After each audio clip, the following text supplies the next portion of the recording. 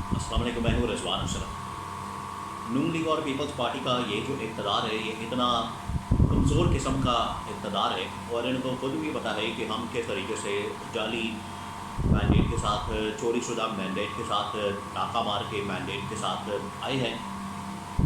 और इस वजह से इनको हल्की सी भी कोई बात होती है, हल्की सी स्टेटमेंट आती है, हल्की सी भेदक पड़ती है, इनके कान खड़े हो जाते हैं और ये रोना धोना शुरू कर देते हैं।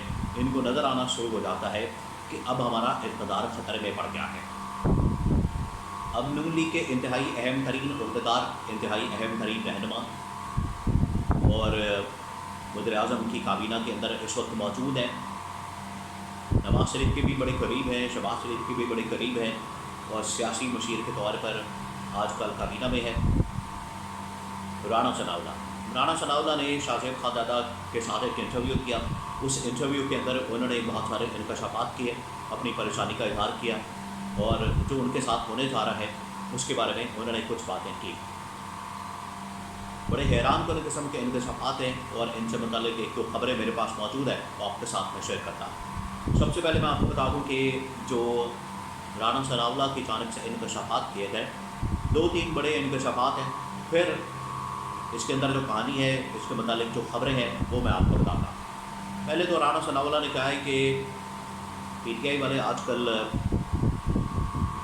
बंद कमरों के अंदर, प्राइवेट महफिल के अंदर, प्राइवेट सेटिंग्स के अंदर ये बातें करते फिर रहे हैं कि हमारी बात हो गई है, हमारी बात हो गई है। और नवंबर दिसंबर तक कहानी है। नवंबर दिसंबर में इस हुकूमत की छुट्टी हो जानी है और दो ऑप्शन है।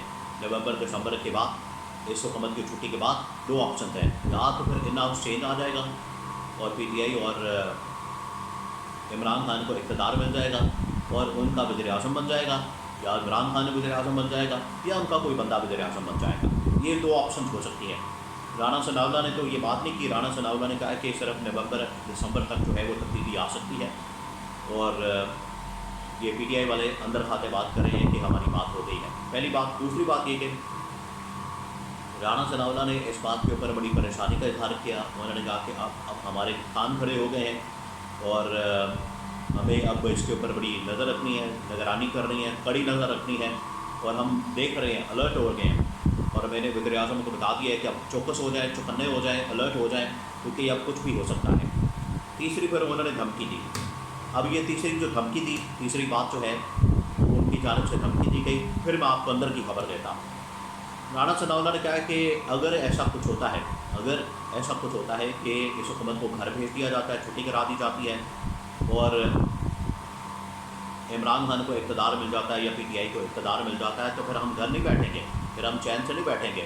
फिर ये जो मैदान है यहाँ पर फिर हम भी बैठे हैं, हम भी फिर मुकाबला करेंगे, हम भी फिर सड़कों पर निकलेंगे, हम भी फिर देखेंगे कि ये कैसे हुकूमत करते हैं या इनको जो हुकूमत मिलती है ये किस तरह से हुकूमत चलाते हैं।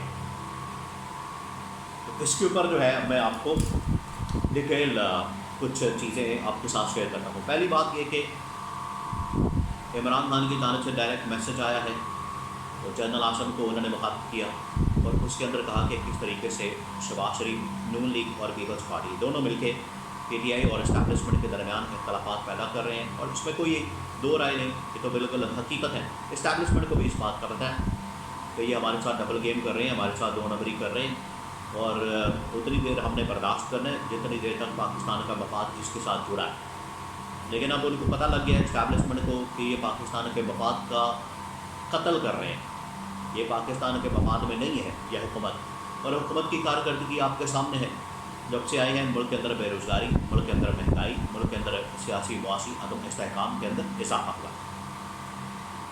और शहबाज शरीफ, फॉरेन मिनिस्टर, इसहाक डार, फाइनेंस मिनिस्टर, मोहम्मद औरंगज़ेब और पूरी इनकी टीम बशमूल शहबाज शरीफ उनका लीडर है, 1 रुपया भी ये बाहर से नहीं ला सके। ये इनकी सबसे बड़ी नाकामी है। $100 अरब, $200 अरब, $50 अरब, $10 अरब तो दूर की बात है, $1 अरब तो दूर की बात है। ये 1 रुपया भी नहीं ला सके, $1 भी नहीं ला सके पाकिस्तान के अंदर। उल्टा पाकिस्तान से इन्वेस्टमेंट बढ़ाई जा रही है। और अब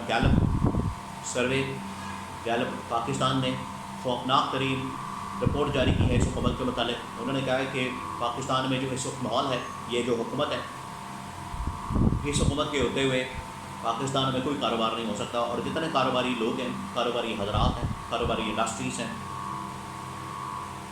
जितने पाकिस्तान के अंदर इस वक्त चैम्बर्स हैं कारोबारी लोगों के, उन्होंने कहा है कि ये हुकूमत बदतरीन हुकूमत है कारोबार के लिए। इस वजह से इस हुकूमत के होते हुए तो हम कारोबार नहीं कर सकते। तो इस वजह से इस्टेब्लिशमेंट को पता है, और इमरान खान ने डायरेक्ट इसीलिए मैसेज कन्वे किया है और सही जगह के ऊपर निशाना लगाया है, जिससे इनको अब घबराहट महसूस हो रही है कि ये अब हमारे साथ क्या होने जा रहा है। सेकंड, जो राना सनाउल्लाह बात कर रहे हैं नवंबर दिसंबर, अब नवंबर दिसंबर इस वजह से क्योंकि अब सीटें इमरान खान को पीटीआई को वापस होने का सिलसिला शुरू हो गया, और जहाँ पर सीटें आनी हैं अब आती, तो आधे फैसले के ऊपर सुप्रीम कोर्ट के फैसले के ऊपर अमल दरामद हो गया है। इलेक्शन कमीशन की जानब से आधे के ऊपर फैसला बाकी होना है। अगर आधा हो गया इसका मतलब ये है कि इन्होंने मान तो लिया पीटीआई को, पीटीआई जमात भी बन गई, पीटीआई जमात को मान भी लिया, पीटीआई पार्टी को एक बतौर जमात इन्होंने तस्लीम भी कर लिया। अब बाकी आधा काम रह गया है, वो आधी नशस्तें 40 के करीब हो गई, 40 रह गई हैं, उसके बाद मखसूस नशस्तें भी पीटीआई के पास चली जाती हैं। फिर अगर ये ट्रिब्यूनल्स के मामला खुल जाते हैं तो 3-4 महीने की गेम है, ट्रिब्यूनल्स के मामला भी खुल जाने हैं, और ट्रिब्यूनल्स की जो हकीकत है, ट्रिब्यूनल्स के अंदर ये जो सारे फॉर्म 45 फॉर्म 47 है, कच्चा छटा खुल जाना है, वो बाहर आ जाना है, और नवंबर दिसंबर के अंदर या तो इन आउट स्टेज या फिर इसकी छुट्टी करा के नए इलेक्शन। हालांकि इमरान खान ने कहा कि नए इलेक्शन की तैयारी करें, जहाँ पर इमरान खान ने ये पैगाम भेजा है आर्मी चीफ के लिए, वहीं पर यह पैगाम है कि नए इलेक्शन की तैयारी करें। और आपको पता है बड़ा चेंज आना है, ये अक्टूबर नवंबर में चीफ जस्टिस काजी फाइज ईसा ने घर चले जाना है, जस्टिस मंसूर अली शाह ने आ जाना है, तो फिर अल्लाह फैसला। अब राना सनाउल्लाह धमकी दे रहे हैं, तो अगर ये धमकी देना चाहते हैं, आज अगर ये बात कर रहे हैं कि मुल्क के अंदर हम फिर एहतजाज करेंगे, फिर हम भी देखेंगे, फिर ये मैदान है, फिर हम भी देखेंगे कैसे ये मुल्क चलता है, कैसे ये हुकूमत चलती है।